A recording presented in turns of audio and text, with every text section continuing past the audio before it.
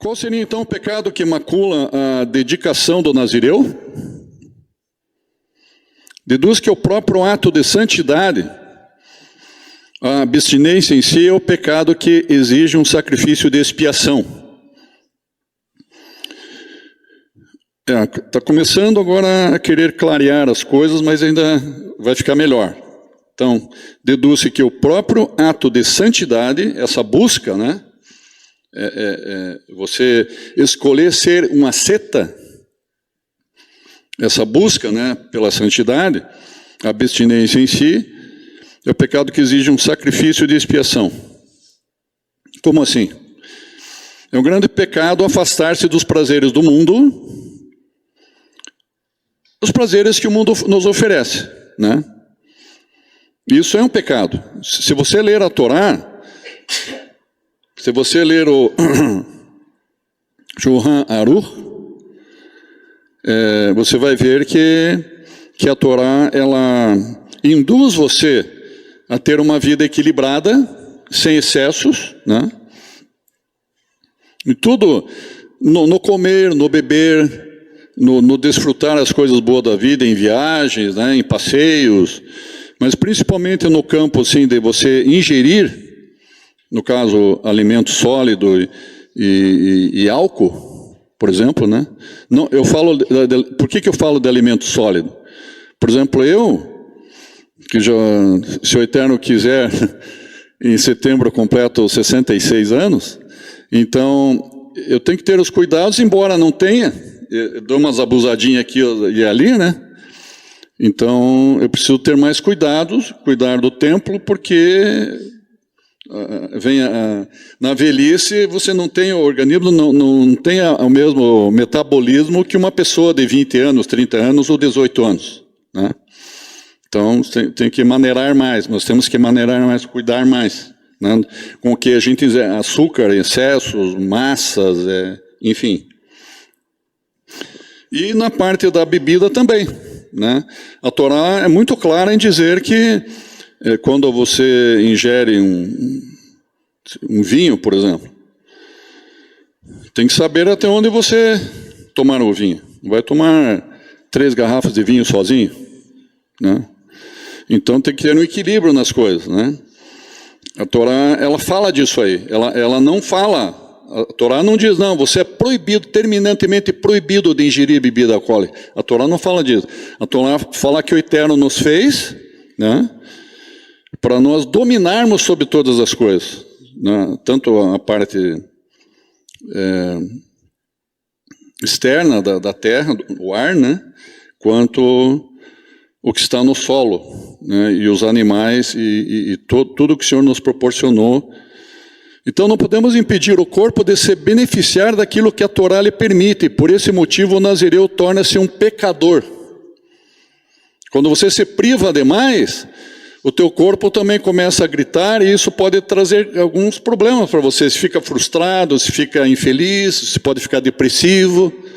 Por quê? Porque o corpo, se você encontrar um ponto de equilíbrio, você vai estar em paz, porque o Eterno quer que você desfrute dessas coisas boas da vida.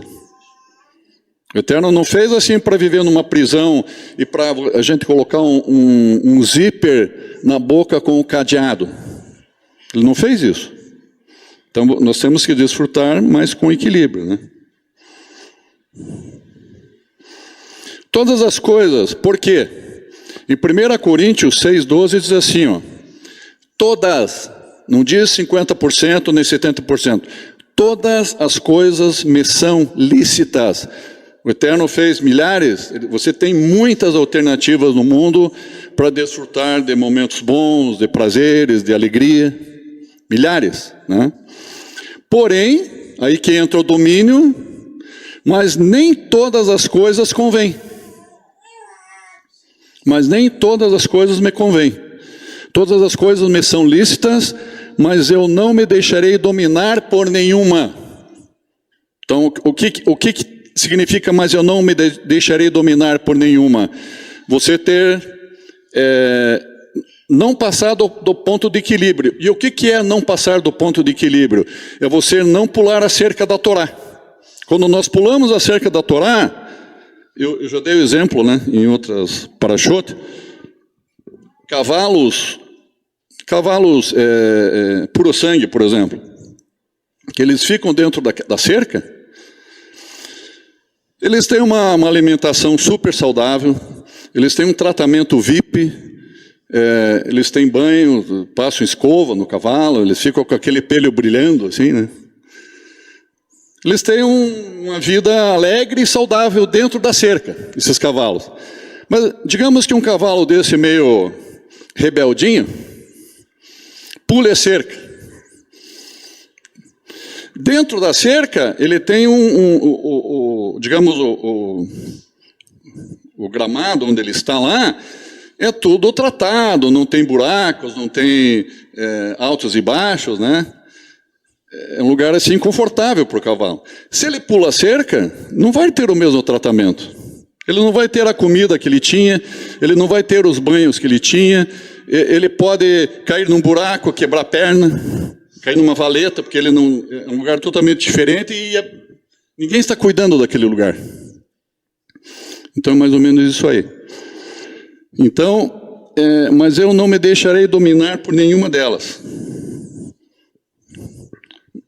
E não me deixar dominar não quer dizer que você não desfrute delas. Você vai desfrutar dessas coisas todas, mas tudo com equilíbrio. Diversas religiões, principalmente religiões orientais, que eu falei lá dos monges tibetanos, budistas, né? Perderam a esperança do homem se educar em uma vida comum, no convívio social, familiar e comunitário, e optarem pelo rompimento disso, aprisionando-se dentro de muros de mosteiros ou no topo de montanhas.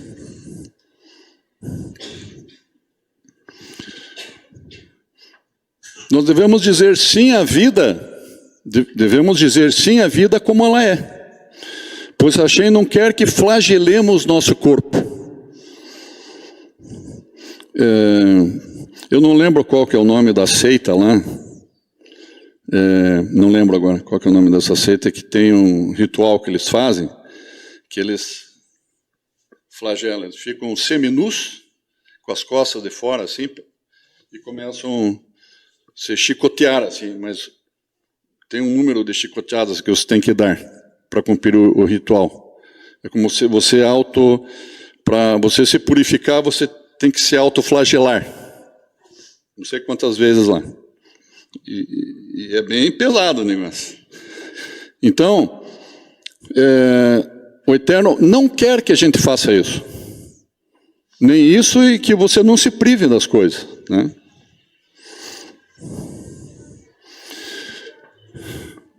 Um exemplo disso, que mesmo naquela festa que nós celebraremos aí no mês de outubro, em Yom Kippur, eles ficarão teruá, o alarme das trombetas, né? Que é Rosh Hashanah, depois Yom Kippur, depois a festa de Sukkot. Então, mesmo em Yom Kippur, que é o 10º dia de Tisrei, foi dito para afligir a nossa alma. Olha aí, isso, se afligir a nossa alma aqui está bem perto está bem próximo dessa visão do Nazireu aí. Afligir a nossa alma. Porém, uma única vez. Não é todo dia, toda semana. Uma única vez. E mesmo na véspera dessa única vez, que nós fazemos um jejum lá de 25 horas, lembra? Yom Kippur. Na véspera desse jejum, a Torá diz para a gente fazer uma excelente refeição. Você pode tomar sucos e pode comer. Coma muito bem antes desse jejum de 25 horas, né? Então a Torá até ordena você fazer essa refeição antes desse jejum. Então, mas é um dia só anual. Eu não estou querendo dizer com isso que você pode fazer jejuns uma vez por semana, em prol de você melhorar, em prol da tua casa, em prol da congregação, em prol de muitas coisas. A gente pode fazer jejuns também, né? Vejam o que diz em Gênesis 1, 28. Para variar, a gente voltando para Bereshit lá, né? E Hashem os abençoou e lhes disse: sede fecundos, multiplicai-vos, enchei a terra e sujeitai-a, dominai sobre os peixes do mar, sobre as aves do céu e sobre todo animal que rasteja pela terra. Eu coloquei ali animal que rasteja pela terra, também incluindo obras da carne. E eu grifei ali: dominai sobre os peixes do mar, sobre as aves do céu, sobre todo animal que rasteja pela terra. Então, o que está falando isso? Está falando que de toda a criação que o Eterno fez, né? Que a gente aproveite de todas essas coisas, mas que a gente domine, não que essas coisas nos dominem, que daí entra no campo do vício. Quando entra no campo do vício, você se torna um escravo daquela questão, daquele pecado, né? Então fala aqui, e também, como também os animais que rastejam pela terra, ou que comem as coisas da terra, que estão diretamente encostados assim na terra, isso também é uma alusão ao mundo espiritual, se referindo a opressões que nós podemos sofrer da parte das trevas sobre nós, né, no dia a dia. Nós temos que dominar sobre isso aí também, com oração, com jejum, a gente sempre buscando a presença do Eterno, né, congregando. De acordo com as palavras acima, o homem ideal, o homem, entre aspas, perfeito, né, justo, é aquele cuja consciência e espírito dominam os desejos do corpo e respeita toda a criação de Hashem, fazendo bom uso de todas essas coisas. No caso, o justo que pratica a Torá, né? Conforme a opinião de alguns comentaristas, de vários comentaristas, por sinal, da Torá, o asceta é de fato um santo. Vejam bem, agora as coisas estão ficando melhores.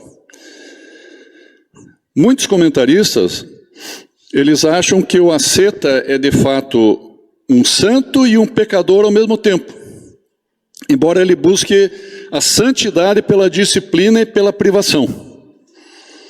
Mas como assim ele é um santo e pecador ao mesmo tempo? Que história é essa?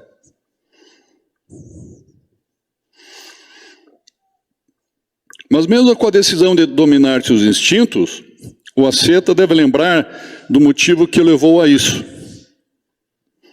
Porque se ele fez essa escolha de radicalizar, de passar por cima dos desejos, da carne, essas coisas todas, se ele fez isso é porque para chegar nesse ponto, é porque tinha bastante coisa incomodando ele com relação a pecados.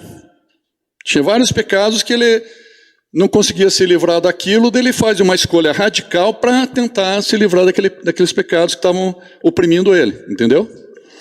Então, já mostra que tem o pecado ali, né? Então, a asceta deve lembrar do motivo que levou a isso, o pecado que habita em seu coração. E por isso ele deve fazer um sacrifício para a expiação de pecados. Mesmo porque, nós sabemos disso, vocês sabem disso, né? Independente do nosso achar, do nosso pensar, nós nascemos, infelizmente a gente tem uma herança, né, de Adão e Havá. Por isso que é necessário a gente ter essa experiência com o Messias, nascer de cima, ser batizado, para realmente a gente ser considerado efetivamente nova criatura, porque você nasceu de cima, né? Nasceu do Espírito. Então essa herança, digamos, maldita de Adão e Havá, por causa do pecado. É por isso que deves fazer um sacrifício para expiação de pecados.